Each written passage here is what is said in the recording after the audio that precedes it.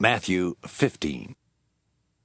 About this time, some Pharisees and teachers of the law of Moses came from Jerusalem. They asked Jesus, "Why don't your disciples obey what our ancestors taught us to do? They don't even wash their hands before they eat." Jesus answered, "Why do you disobey God and follow your own teaching? Didn't God command you to respect your father and mother? Didn't he tell you to put to death all who curse their parents? But you let people get by without helping their parents when they should. You let them say that what they have has been offered to God. Is this any way to show respect to your parents? You ignore God's commands in order to follow your own teaching, and you are nothing but show-offs. Isaiah the prophet was right when he wrote that God had said, 'All of you praise me with your words, but you never really think about me. It is useless for you to worship me when you teach rules made up by humans.'" Jesus called the crowd together and said, "Pay attention and try to understand what I mean. The food that you put into your mouth doesn't make you unclean and unfit to worship God. The bad words that come out of your mouth are what make you unclean." Then his disciples came over to him and asked, "Do you know that you insulted the Pharisees by what you said?" Jesus answered, "Every plant that my Father in heaven did not plant will be pulled up by the roots. Stay away from those Pharisees. They are like blind people leading other blind people, and all of them will fall into a ditch."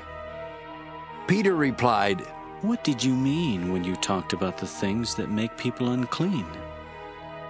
Jesus then said, "Don't any of you know what I am talking about by now? Don't you know that the food you put into your mouth goes into your stomach and then out of your body?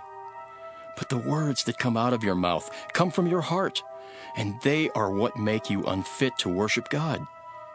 Out of your heart come evil thoughts, murder, unfaithfulness in marriage, vulgar deeds, stealing, telling lies, and insulting others.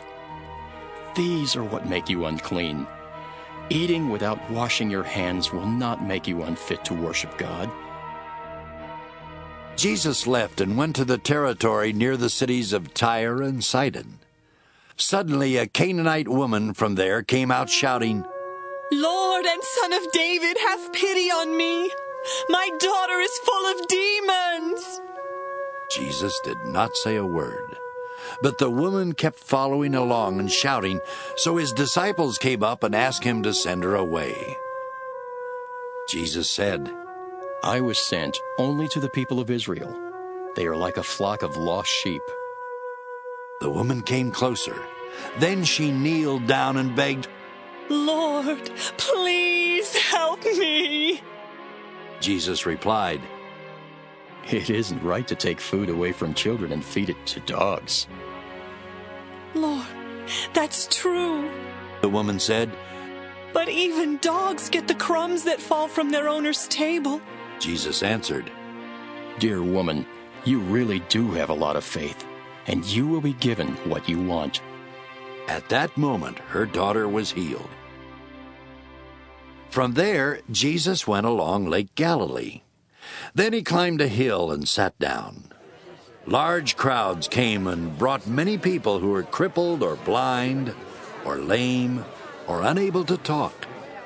They placed them and many others in front of Jesus, and he healed them all. Everyone was amazed at what they saw and heard. People who had never spoken could now speak. The lame were healed. The crippled could walk, and the blind were able to see. Everyone was praising the God of Israel. Jesus called his disciples together and told them, "I feel sorry for these people. They have been with me for 3 days, and they don't have anything to eat. I don't want to send them away hungry. They might faint on the way home." His disciples said, "This place is like a desert. Where can we find enough food to feed such a crowd?" Jesus asked them how much food they had. They replied, 7 small loaves of bread and a few little fish. After Jesus had told the people to sit down, he took the 7 loaves of bread and the fish and gave thanks. He then broke them and handed them to his disciples, who passed them around to the crowds. Everyone ate all they wanted, and the leftovers filled 7 large baskets. There were 4,000 men who ate, not counting the women and children. After Jesus had sent the crowds away, he got into a boat and sailed across the lake. He came to shore near the town of Magadan.